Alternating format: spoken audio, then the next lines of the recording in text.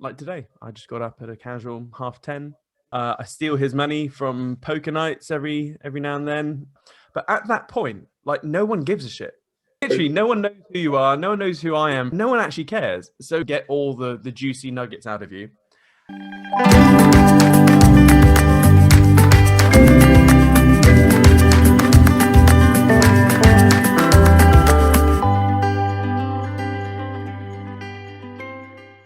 Right, I'm going to pretend. Well, I don't have to do much pretending. I'm going to pretend that I know nothing about mortgages or houses, etc. And I'm going to just ask you pretty much anything. So, are you a residential property person or commercial? So, do you do resi or property or commercial mortgages? Okay, so I specialize in residential. Okay, but that could be buying a residential house, buying a residential property for a buy-to-let basis, or if you're looking to buy property in limited company SPVs. So this is effectively a lot of people now migrating over to setting up a limited company specifically to hold property. And effectively, it's going to be the buy-to-let property that way. It's more for tax reasons, tax benefits, and that sort of stuff. So where you would normally go buy a residential house, now buy my next property as an investment in your normal personal name, what people are now doing is setting up a separate limited company and going, I'm now going to buy through my limited company. So I can deal with all of those. Within our network, I've been doing this 20 odd years. Within our network, we've got guys who specialize in commercial, so secured loans, commercial, bridging finance, that sort of stuff. So I generally say if it involves property or finance relating to property, give us a shout. If I don't do it personally, I know trusted people who can help. So is nice. And are people going through limited companies now simply because of clause 24? Because of the tax changes in the buy-to-lets. Yeah. So I'm going to be careful. I don't give tax advice, so I've got to be careful of that. But just as a generic background for it, when you had buy-to-let properties, you used to be able to offset 100% of your rental income against mortgage payments and running costs and stuff like that, regardless of tax banding. Because of the new tax laws that have come in, they've actually ratcheted that down to low rate tax banding. So if you are currently a low rate tax banding, probably unaffected. If you're a high rate tax banding, you'd actually lose. So it'll actually cost you more in tax, basically. So what they're trying to do now is to put it inside limited companies and try and ethically offset tax where possible. Is it an LTD or an SPV that they're putting the property in? SPV. So no, so you would set up a limited company SPV. So it is a limited company, but it is an SPV. So it's got certain SIC codes that you have to set up to specifically hold property. So you wouldn't be able to say, for instance, through RT, you go, I'm just going to buy a bunch of properties unless you have the correct SIC codes. So you would just set up RT Property Finance Limited, which is an SPV, and then just whack all your properties into that. But RT, as in my company, so RT would then set up that SPV, so it would still be within the RT group, so to speak. I would say that's an accounting question. Okay. I'm good. I'm not that good. Gracious. The way I understand it, people are literally just setting up another limited company alongside. You can do intercompany transfers. So if RT had £1 million and wanted to drop it into property, you're doing intercompany loan to RT Property, and then buy your properties that way. Some lenders don't like it. Some lenders are absolutely fine with it. As long as your accountant shows the paper trails backwards and forwards between the companies, you should be okay. But that's accountants confirm. Okay. And if someone wanted to buy a commercial property or any property through their SaaS, do you help with that as well? Or okay, so I don't offer the advice or anything like that. So if it's commercial, we use the commercial guys. They'll set up the finance from that, and it's between them and the accountant to sort that out. I don't get involved in any of that. Cool. Okay. So I'm working with a company who's looking to buy their commercial property that they're currently renting, and they are going to be doing it through their SIP. So they'll literally just take the money from the SIP. There is a certain permutations and that sort of stuff that they'll use, and effectively the pension will buy the commercial property for them and it'll be held within the pension itself. But I don't get involved too much in that. I'll just put you in touch with the right guy who can organise the finance for that. Okay, cool. Alex, I'm not sure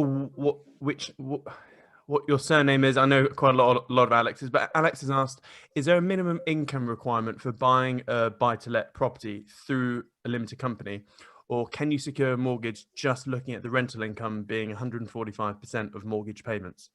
Okay. So let's look at, there's two questions. Let's look at the first one first. Yeah. So first one first, a lot of lenders will have a minimum income requirement, whether you're buying it through your personal name or potentially through a limited company.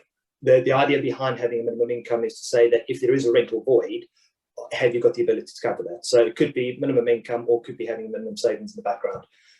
Generally, it's 25,000, potentially up to 30. Once you own your first property, you could be classed as a professional landlord, in which case they may say, as long as you've got an income coming in, then there's no minimum income requirement at that point. So if you work on the basis of 25 grand as a minimum, you're not going to be far off the mark. As soon as you become a professional landlord, there might be other options available as well. Or secure a mortgage just through the 145. Each lender has got its own way of working out affordability. So the general rule is 25% deposit. So buy property for 100 grand, 25% deposit, 75 grand mortgage required.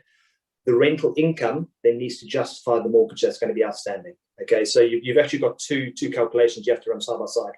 And then it's just if that fits, and the rest of the criteria is just dependent on the client itself. So 25% deposit, and rental income needs to cover the rest. The 145 is just one of the permutations. There is, if you go for 5-year rates, you could potentially go as low as 125 at pay rates. If you're a limited company, SPV with multiple properties, you could be up at 145 at potentially 6%. So it depends on the lenders and their permutation. So, okay, so let's bring back to basic English talk.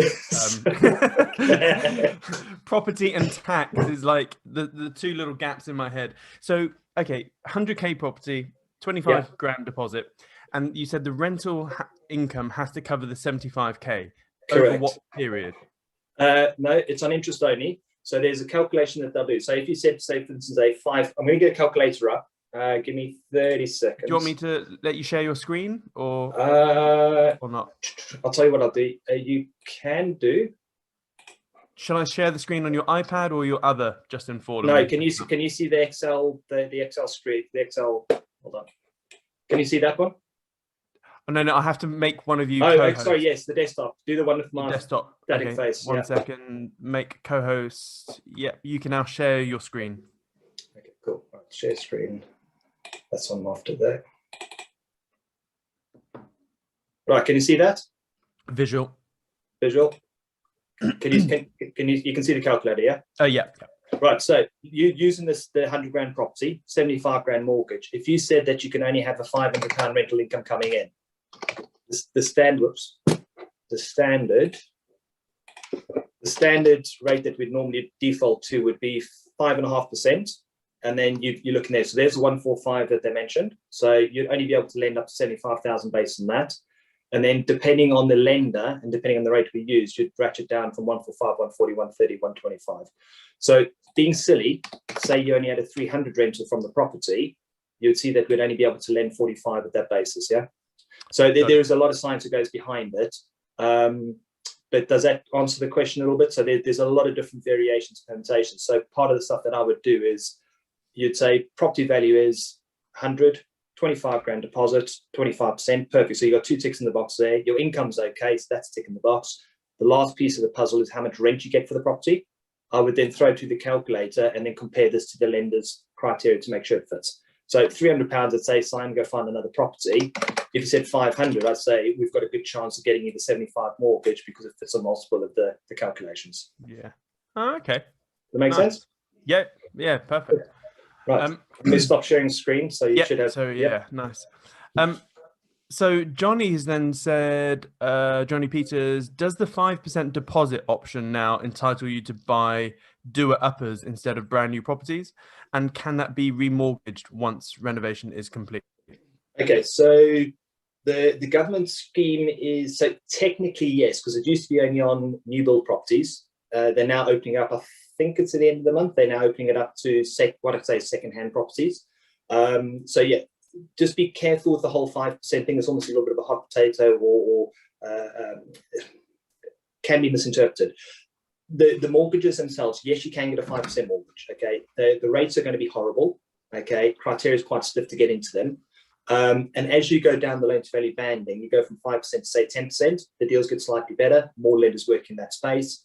15%, more lenders, better deals, 25 and so forth. So the bigger your deposit, the better the rates and the more options we're going to have for that. Technically, yes, you could buy a property with a 5% deposit, regardless of whether it needs renovations or not. As long as it is habitable, okay, and the valuer says, yes, you can physically live in the property. It can be an absolute pigsty, but as long as it's got running water and you can cook, technically you're going to be fine. And then yes, you can renovate it to your heart's content, and then yes, remortgage and sell, or remortgage and release equity. Okay. So Johnny, do you have skills in that area in terms of doing up it? Like, are you good with your hands, so to speak? Like, is this something that you do at the moment? In fact, whilst you answer that, I'll move on to the next question. So Amanda said, can we get your advice on mortgages if we live anywhere in the country? Yes. So I'm not geographically restricted. So this whole, when we went into COVID and they said we're now in lockdown, to me it was like great, business as usual. Nothing actually changed. Yeah. So when I went, been in the industry 20 years, when I went self-employed back in 2007, I said I'm never going to see a client face to face again. Purely from a time, it's a business decision, because if I'm driving an hour to come out and see Siam, okay, spend an hour with you and then drive an hour back, that's 3 hours out of my day. I could probably do 3 phone calls to 3 clients in the same time. So I said, fine, I'm going full remote. So everything is internet, telephone, and so forth. So yeah, I'm not geographically restricted. I've got clients literally from the furthest northern parts of Scotland down to Cornwall, Devon. I do a lot of international clients, so that is extremely difficult and testing, and especially with the new EU rules and passport rules and stuff like that. So I do work with a lot of expat stuff as well, super complicated. But if you're saying UK based for this community, yeah, no issues where you are. Just call me up, send me an email, I can work with you.